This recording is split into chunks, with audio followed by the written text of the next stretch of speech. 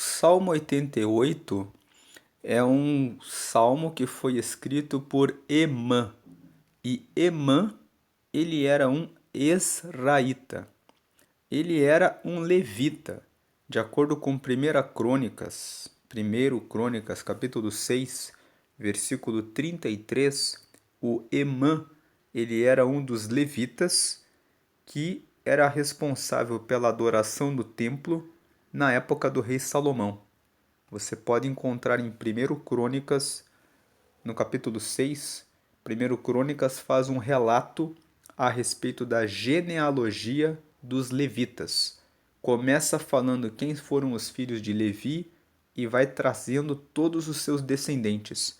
E lá no versículo 33 está escrito que o Emã era um dos levitas responsáveis pelo louvor na época do rei Salomão. Emã se escreve com H-E-M-A-N. Emã. E tem algumas versões da Bíblia que escrevem o nome dele como H-E-M-A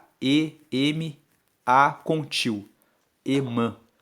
E ele é o autor do Salmo 88. Esse é o único salmo que o Emã escreveu. E antes de meditarmos aqui no Salmo 88, vamos fazer algumas considerações gerais. Salmos, no texto original, no texto hebraico, ele é conhecido como Tehillim. Se escreve T-E-H-I-L-I-M. Tehillim significa louvores. Nós temos na Bíblia 150 salmos, e esses 150 salmos se dividem em 5 livros, que são coletâneas de salmos. Embora você esteja vendo na tela Salmos capítulo 88, o livro de Salmos na realidade não tem capítulos. Essa versão que nós estamos usando para fazer essa gravação coloca o capítulo apenas como uma forma didática e mais fácil para que os leitores possam separar os salmos. Mas na verdade, Salmos, ele é uma reunião de orações, lamentações, poemas, lamentações e imprecações que foram escritas por vários autores. Imprecações são aquelas orações, aqueles salmos em que o autor pede a morte, a desgraça, a ruína do inimigo. Alguns pregadores usam essas imprecações e dizem: pede para Deus para teu inimigo ser morto, pede para Deus para que ele seja destruído, porque o salmo número tal fala isso. Mas esses pregadores não prestaram atenção no contexto. Quando você encontrar um salmo que fala que pede justiça, leia os versículos seguintes. Sempre você vai ver nos salmos imprecatórios palavras que terminam o salmo dizendo assim: eu, porém, confio em ti. O Senhor é que fará a justiça. O Senhor é que realizará o seu julgamento. Então, na verdade, quando você encontra imprecações, que são desejos de morte, destruição do inimigo nos salmos, preste atenção nos versículos seguintes.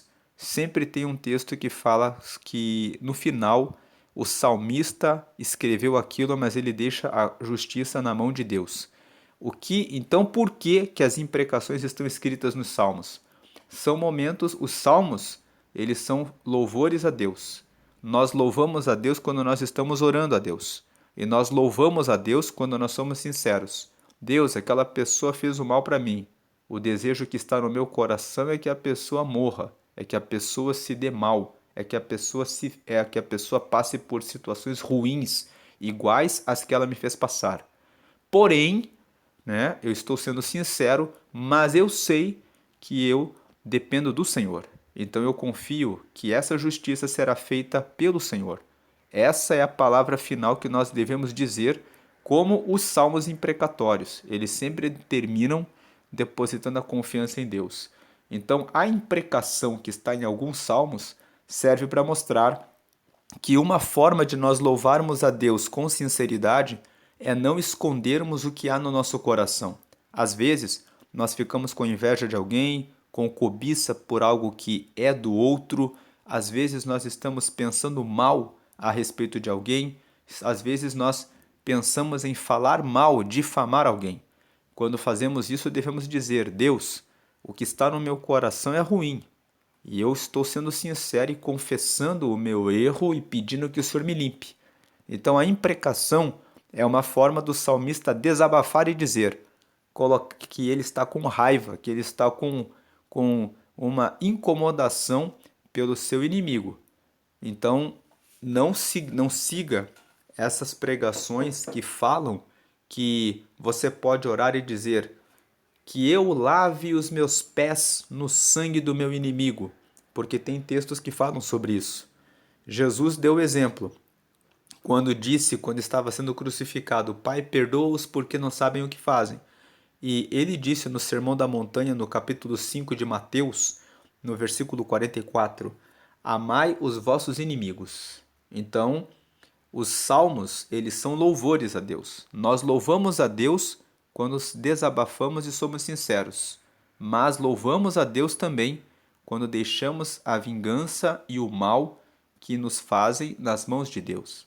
Então, os salmos, eles no texto original se chama louvores, né? A palavra corresponde a Tehillim, e os salmos se dividem em cinco, não se dividem em capítulos, eles são orações, lamentações, cânticos, imprecações e, e poesias que foram escritas para Deus. E existem cinco grupos, cinco livros de salmos. O texto massorético, que é o texto original, reúne os salmos em cinco livros. O livro 1 vai do Salmo 1 até o 41, significa que eles foram os primeiros salmos que eles catalogaram. Porque os salmos, eles não estão em ordem cronológica, os salmos.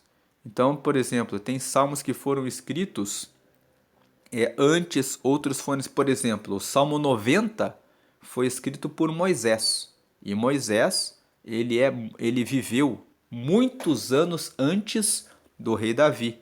Mas o livro 1, que vai do Salmo 1 até o Salmo 41, foram todos escritos pelo rei Davi. Então significa que as pessoas que foram reunindo os salmos, as orações, as lamentações dos autores, aqueles que fizeram a reunião das poesias para compor o livro, o Tehillim, os salmos, catalogaram, reuniram primeiro o Salmo 1 até o 41. Todos esses salmos foram escritos pelo rei Davi. Provavelmente esses salmos foram mais fáceis de serem encontrados, porque Davi costumava escrever e deve ter deixado em algum lugar do palácio que foi mais fácil de conseguirem reunir. E o próprio Davi, na época dele, já falava para as pessoas escreverem, reunindo os textos dele. Então, do Salmo 1 até o 41, todos foram escritos pelo rei Davi e eles fazem parte do livro 1 dos Salmos. Tem algumas Bíblias que quando você abre, você vê claramente no Salmo 1, assim, livro 1, em letra romana, e depois quando entra no Salmo 42, tem lá antes do Salmo 42, livro 2. Né? Então, mas nem todas as Bíblias têm essa apresentação. Mas a Bíblia, nos livros dos Salmos, se divide no Salmo, o livro 1, Salmo 1 até o 41, todos escritos por Davi. Livro 2, do Salmo 42 até o Salmo 72. Desses salmos, o 42 até o 49 foram escritos pelos filhos de Coré. Coré foi um dos homens que se rebelou contra a liderança de Moisés e de Arão, e por isso Deus o matou. Isso está escrito no livro de Números, no capítulo 16. Mas os filhos de Coré, de acordo com Números, capítulo 26, foram novamente colocados como responsáveis pela adoração ao Senhor, porque eles se arrependeram. Então, esses filhos de Coré, que são os descendentes de Coré, escreveram os Salmos 42 até o 49. Depois o Salmo 50 foi escrito por Asaf. Asaf foi um levita que viveu na época de Davi e ele foi colocado também para a adoração no templo. Então os filhos de Coré faziam parte de um dos grupos de corais, e o Asaf também tinha outra família, que também cuidava da adoração no templo. Ele escreveu o Salmo 50. Depois o Salmo 51 até o Salmo 72 foram escritos pelo rei Davi. Existem os Salmos 66, 67 e 71 no texto massorético, que é o texto original, não indica que o autor foi Davi, mas a forma como esses três salmos foram escritos, o 66, o 67 e o 71, indica que foi Davi. Então esses três, né, a rigor, seria de autoria desconhecida. Os estudiosos é que dizem que foi Davi que escreveu, e o Salmo 72, alguns dizem que quem escreveu foi o rei Salomão, mas outros, com base na leitura do Salmo 72, que diz no último versículo assim: findam-se aqui os salmos de Davi. Então eles dizem, se o último versículo do Salmo 72 fala que os que findam-se aqui os salmos de Davi, então é claro que quem escreveu o Salmo 72 foi o rei Davi. E se você lê o Salmo 72, você vê que o conteúdo é para que Deus abençoe o reino futuro. Então, esses que defendem que Davi é o autor do Salmo 72 dizem que Davi teria feito uma oração para que o seu filho Salomão tivesse um bom reinado. Então, na verdade, o Salmo 72 seria de Davi. Essa discussão existe também porque no texto original está escrito assim, Lish Lomó. E Lish Lomó significa, é traduzido, né, do hebraico por algumas pessoas como de Salomão e outros traduziram como para Salomão. Então, essa divergência faz alguns dizerem que quem escreveu foi Salomão e outros dizerem que quem escreveu foi Davi. Aí nós entramos no livro 3 dos Salmos, que vai do Salmo 73 até o Salmo 89. Nós estamos hoje no Salmo 88, amanhã vamos terminar o livro 3. E do Salmo, o livro 3, podemos dizer que é uma coletânea, a maioria desses salmos foram escritos por Asaf ou pelos seus descendentes. O Salmo 73 até o Salmo 82, todos eles no texto original fala que o salmo foi escrito por Asaf. Mas nós sabemos que alguns desses salmos não foram escritos por Asaf, mas pelos seus descendentes, porque Asaf viveu na época do rei Davi, que viveu mais ou menos no ano 1000 a.C. E no Salmo 74, o salmo fala a respeito do cativeiro na Babilônia. E nós sabemos que o cativeiro na Babilônia aconteceu em 586 a.C., quando o rei Nabucodonosor invadiu Jerusalém, cumprindo-se a profecia do profeta Jeremias, que disse que Jerusalém seria destruída porque eles estavam adorando a outros deuses e Deus faria com que Nabucodonosor entrasse em Jerusalém e os carregasse como escravos para a Babilônia e ficassem lá como escravos por 70 anos, para que ficassem em terras estranhas, adorando a deuses estranhos, para que valorizassem a terra prometida, a terra em que eles moravam. Então, o Salmo 74 fala sobre isso, sobre esse tempo de cativeiro. Então, nós sabemos que quando o texto fala Salmo de Asaf, nem sempre foi escrito por Asaf.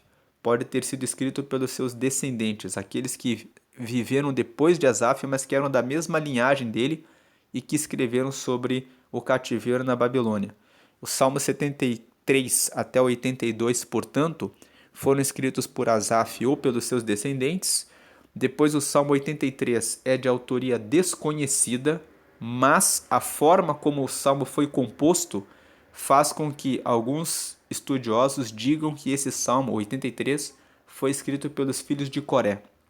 Depois o Salmo 84, 85, 86, 87 foram escritos pelos filhos de Coré. E agora nós chegamos no Salmo 88, aliás, o Salmo 87, o Salmo 86 foi escrito por Davi. Desculpe, fazendo a correção. É o Salmo 84, 85 foram escritos pelos filhos de Coré. O 86 foi escrito por Davi. Daí agora o 87 foi escrito novamente pelos filhos de Coré. E aí o Salmo 88 foi escrito pelo Emã, que é esse sábio, esse levita que viveu na época do rei Salomão, de acordo com 1 Crônicas, capítulo 6, versículo 33. Você vai ver o nome de Emã entre os levitas que viveram na época do rei Salomão. E esse Emã, ele conta que ele no Salmo 88, é o único salmo que ele escreveu, ele fala sobre um sofrimento que ele tem desde a mocidade dele. Esse salmo se divide em 3 partes. Na primeira parte, do versículo 1 até o versículo 7, o Emã, ele pede a Deus que Deus o escute, porque ele sente-se como alguém que está computado para a cova. Então é um salmo que na verdade é uma lamentação, é uma oração em que ele sente-se abandonado, ele se sente sozinho, ele se sente como alguém que está indo para a morte, ele está em uma situação em que ele sente uma grande dor.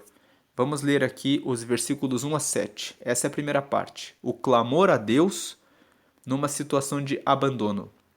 Senhor Deus da minha salvação, diante de ti tenho clamado de dia e de noite.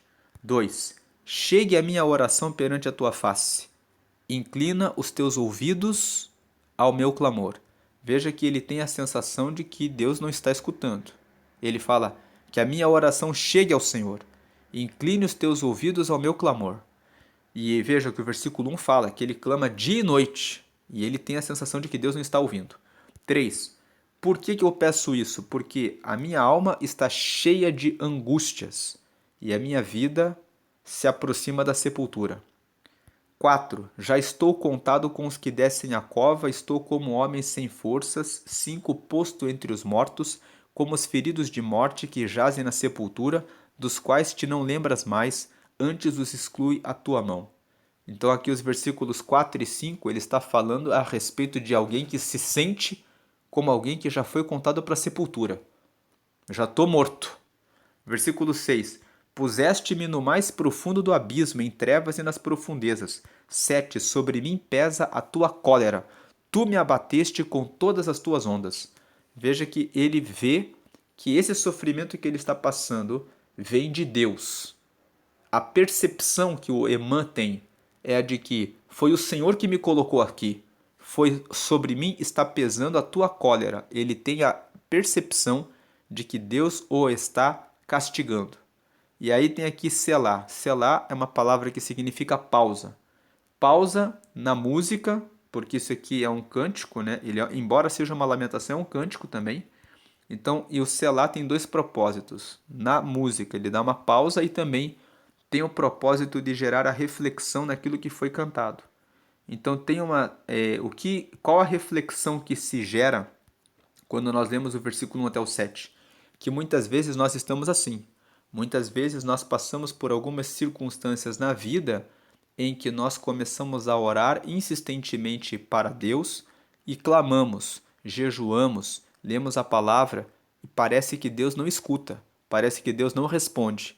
E nós, nesses momentos, estamos tão tristes que ficamos sozinhos, não conseguimos viver entre as pessoas e ficamos muitas vezes em tempo de oração pedindo que Deus nos responda sem a resposta, com a sensação de que foi Deus que nos colocou naquela condição por alguma razão. E esses momentos, usando esse texto para uma aplicação prática na vida cristã, muitas vezes nós passamos realmente por esses propósitos. Deus fez isso com Jó. Permitiu que ele, que era um homem que tinha muita riqueza, tinha 10 filhos e estava muito bem, de repente perdesse tudo de uma vez. E Deus permitiu que ele passasse por aquilo para que Deus fizesse com que o próprio Jó percebesse que ele era capaz de manter a fidelidade a Deus, apesar de passar por aquilo. Quando você lê Jó no capítulo 3, se não me engano, tem ali algum momento em que ele fala assim: aquilo que eu mais temia me sobreveio. Então, quando ele perde todas as coisas, ele fala, quando ele está conversando com seus amigos, com Bildade, com o Zofar e com Eliú, ele fala: aquilo que eu mais temia me sobreveio. Quando ele fala isso, ele mostra que, mesmo quando ele tinha riquezas e tinha tudo, ele tinha medo que acontecesse uma desgraça na vida dele. Se você lê Jó no capítulo 1, você vai ver que Jó ele tem um texto, um trecho que fala que ele fazia sacrifícios a Deus pelos seus filhos, porque ele tinha medo que algum deles tivesse pecado e que viesse algum mal sobre eles. Então nós vemos que ele tinha essa preocupação. Então Deus fala que ele era um homem sincero, íntegro, reto e que se desviava do mal. Quando o diabo sobe entre os filhos dos homens a Deus, Deus dá testemunho a respeito de Jó, porque Deus conhece Jó. Mas o próprio Jó não sabia, ele tinha medo do que poderia ocorrer com a fé dele se ele passasse por situações de dificuldade. Mas Deus não tinha dúvida a respeito da sinceridade do coração de Jó. Então Deus permitiu que o diabo tocasse e provasse Jó, porque Deus já sabia do coração de Jó. Então, muitas vezes, nós passamos por crises e situações difíceis para Deus mostrar para nós coisas novas e muitas vezes para mostrar para nós que nós estamos conseguindo caminhar e vencer todos os dias com Ele. E aqui o Emã estava passando por esse momento. Ele estava assim: parece que eu estou morto, parece que o Senhor não fala comigo. Agora, na segunda parte, ele continua falando do versículo 8 até o versículo 12. Ele fala, ele aprofunda o que acontece com ele, que ele está se sentindo só. Vamos ver aqui, ele descreve, ele aprofunda o sofrimento dele. Versículo 8 ao 12. Alongaste de mim os meus conhecidos, e fizeste-me em extremo abominável para eles. Estou fechado e não posso sair. Veja que ele perdeu os amigos dele. E ele fala que foi Deus que fez isso. Ele fala: o Senhor alongou de mim os meus inimigos, os meus conhecidos. Ele atribui que foi Deus que fez isso. Versículo 9. A minha vista desmaia por causa da aflição. Senhor, tenho clamado a ti todo dia. Tenho estendido para ti as minhas mãos. 10. Mostrarás tu maravilhas aos mortos, ou os mortos se levantarão e te louvarão? 11. Será anunciada a tua benignidade na sepultura, ou a tua fidelidade na perdição? 12. Saber-se-ão as tuas maravilhas nas trevas, e a tua justiça na terra do esquecimento? Veja que nos versículos 10, 11 e 12, o Emã ele faz perguntas para Deus, dizendo assim: se eu morrer, como é que as pessoas saberão que o Senhor é Deus na minha vida? Vai valer a pena que eu morra? Vale a pena que eu esteja nessa condição de solidão? O que ele destaca quando ele aprofunda aqui o versículo 8 ao 12, ele aprofunda o sofrimento dele. No versículo 8 até o 12, ele dá um destaque para a solidão. Ele dá o destaque de que os amigos dele estão longe dele. E ele dá um destaque de que ele está muito aflito e ele questiona a Deus qual é o propósito de Deus de fazer isso com ele. Porque se ele morrer, ele simplesmente morre e acaba a possibilidade dele contar algum testemunho. Ele morreu e acabou. Então ele pergunta: as tuas maravilhas vão ser mostradas para quem é morto? No versículo 10. Veja que aqui no Salmo, no versículo 10, tem um selá, que significa justamente pausa, significa justamente aqui uma parada no ritmo do cântico. Mas nós lemos do versículo 8 até o 12, porque o 8 até o 12 é que formam essa estrutura. Nós vemos que o 10, o 11 e o 12, todos eles são questionamentos a respeito de se vale a pena ele morrer. né? Então, será anunciada a tua benignidade na sepultura, o versículo 11, ou a tua fidelidade na perdição? E aí, a última parte, o Emã, ele continua suplicando a Deus. Então, na primeira parte, versículo 1 até o versículo 7, ele fala a respeito da grande angústia, ele mostra a sua lamentação, ele mostra a situação de abandono, que ele sente-se abandonado. A segunda parte, do versículo 8 ao versículo 12, ele aprofunda o sofrimento, ele fala a respeito da solidão especificamente. E se vale a pena Deus fazer ele morrer. Ele questiona quando ele pergunta isso, ele está questionando a Deus. Por que o Senhor está fazendo isso? Qual o propósito disso? E aí na última parte, o Emã, ele não nos dá a resposta. Ele termina o salmo suplicando a Deus. E ele nos conta que ele já passava por essa situação há muito tempo. Veja aqui o versículo 13 ao 18. Eu, porém, Senhor, ou seja, apesar de tudo isso, eu clamo a ti. E de madrugada te envio a minha oração. Ou seja, logo cedo eu já busco ao Senhor. 14. Senhor, por que rejeitas a minha alma? Por que escondes de mim a tua face? 15. Estou aflito e prestes a morrer, desde a minha mocidade. Quando sofro os teus terrores, fico perturbado. Talvez Emã tivesse alguma doença que dava algumas crises nele de tempos em tempos, e por essa razão, por ele ter essa doença, talvez ele tenha feito alguns amigos, e os amigos, quando viram que em alguns momentos ele começou a ter muitas crises, se afastaram dele. Talvez, quando ele escreveu esse salmo, ele estivesse passando por muitas crises dessa doença que ele já tinha desde jovem, e ele começou a entender que isso era algo muito ruim para ele. Esse salmo, ele se aplica muito para as pessoas que têm filhos que têm algum tipo de problema.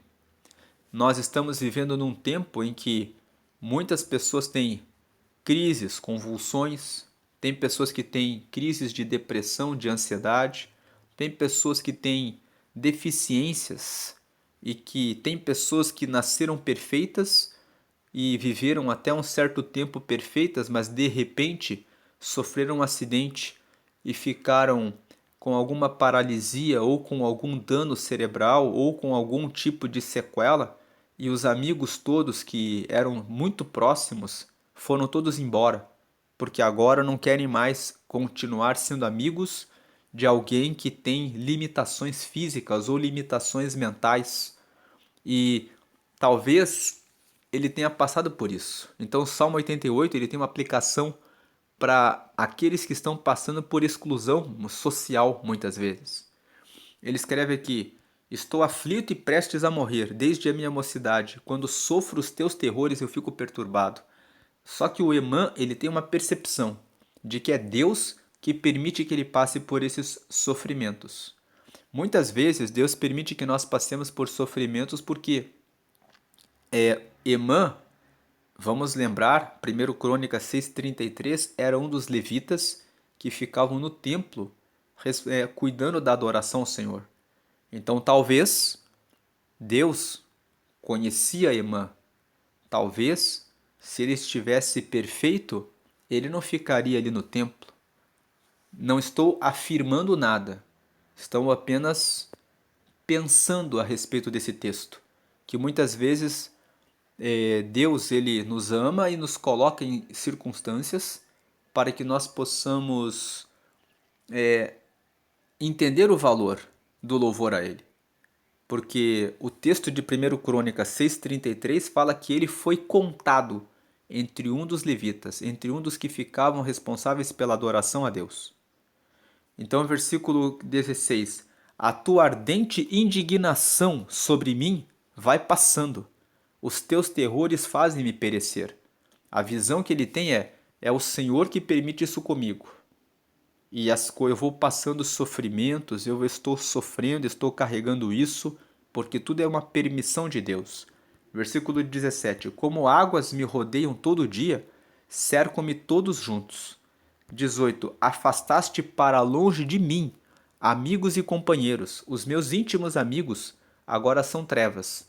Ele está dizendo: agora os meus amigos são a solidão, o quarto escuro, o ficar sozinho, o ficar sempre orando e suplicando e falando com Deus. E é isso que é a minha vida agora. Mas o versículo 18 nos conta que em algum momento anterior no passado, ele teve muitos amigos, porque ele se lamenta a respeito disso e ele coloca na conta de Deus. Ele fala: Foi Deus que afastou de mim os amigos. E muitas vezes o Salmo 88 nos traz uma percepção na vida cristã de que muitas vezes o Senhor permite que nos aconteçam algumas tragédias e algumas circunstâncias na vida para nos chamar a atenção em relação à nossa soberba, ao nosso orgulho, à nossa arrogância, muitas vezes a nossa ao nosso esquecimento a respeito do real louvor a Deus.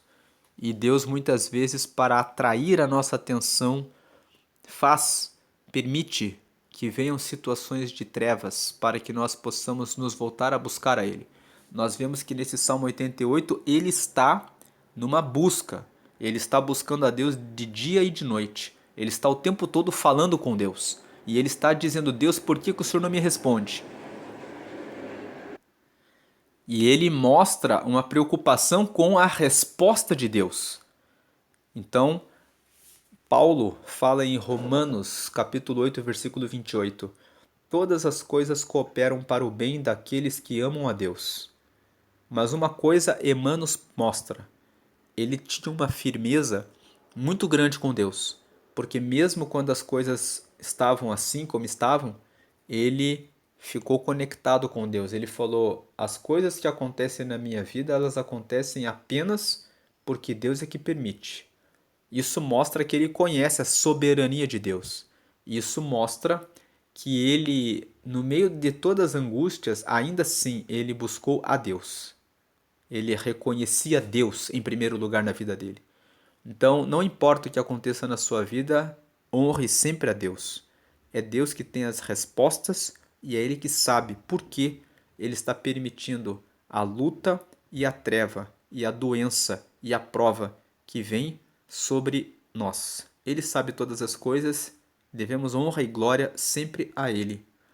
Essa é a meditação do Salmo 88. Hoje é dia 27 de outubro e nós começamos a meditar em Salmos no dia 1º de agosto.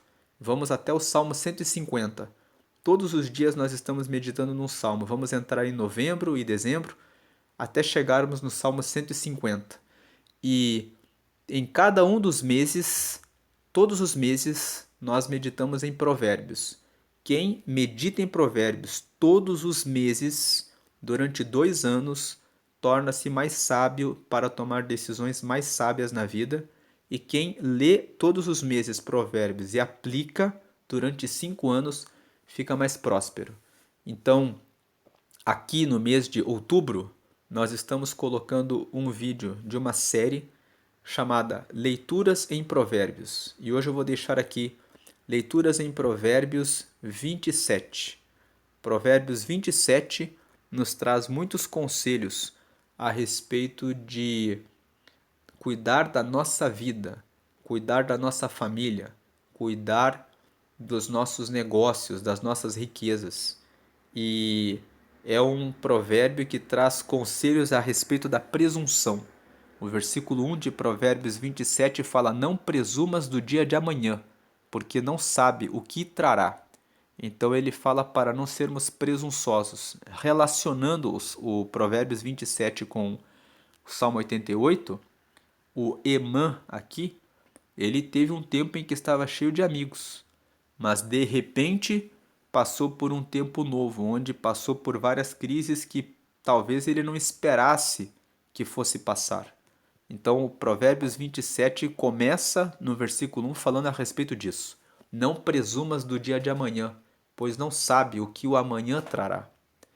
E Tiago, no capítulo 4, no versículo 14 até o 16, fala que aquele que fala amanhã negociaremos e faremos isso ou aquilo é um tolo, é um presunçoso. Em lugar disso, deveria dizer: se o Senhor permitir amanhã, faremos isso ou aquilo. Então, eu encerro aqui a meditação do Salmo 88, deixando o vídeo de leituras em Provérbios 27. E do lado tem o botão para que você possa se inscrever no canal para ser informado todas as vezes que forem postados novos vídeos. A graça e a paz de Cristo hoje e sempre. Amém.